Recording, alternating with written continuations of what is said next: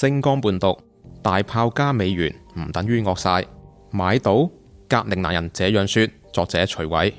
美國總統特朗普將世界睇成係大富翁遊戲，睇邊個唔順眼就打，睇中邊一塊地有價值就買，唔肯買美國就威嚇強搶啦。總之喺特朗普睇嚟呢，真理只在美元同埋大炮嘅射程之內，佢唔相信乜嘢國際法，只信自己嘅道德準則。但問題係佢嘅道德底線呢係無下限嘅。當特朗普政府考慮向格陵蘭嘅居民每人派1萬至10萬嘅美元，以促成佢哋加入美國，等同係扣賭。好多格陵蘭人就嗤之以鼻啦。由佢哋嘅回應呢，足以警示特朗普政府啊，大炮加美元唔等於惡晒嘅。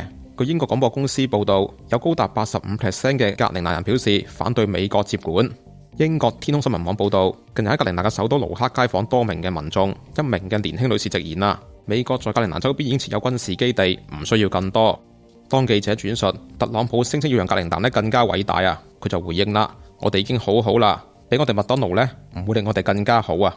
一名受訪青年語氣激動啊，佢隔空回應特朗普就話啦，如果你睇緊嘅話我要令你知道，我哋唔中意你，唔好嚟格陵蘭，唔好買格陵蘭，唔好打格陵蘭，呢度係唔賣嘅。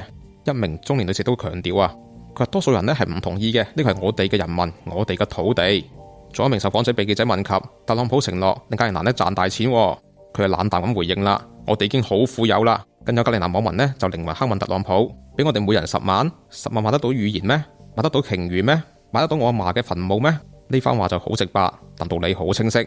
金錢買唔到文化同埋感情，更買唔到民族尊嚴啊！面對美國軟硬兼施，作為北約盟友嘅丹麥今次都冇認低威啊！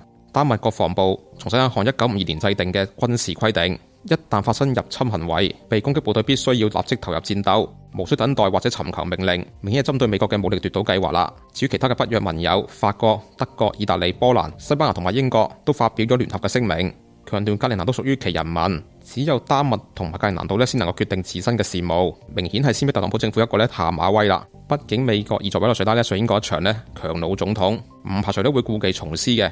領土主權唔係商品，民心亦不能夠用美元去定價。呢一點格陵蘭嘅人好明白，丹麥都明白，歐洲更加明白。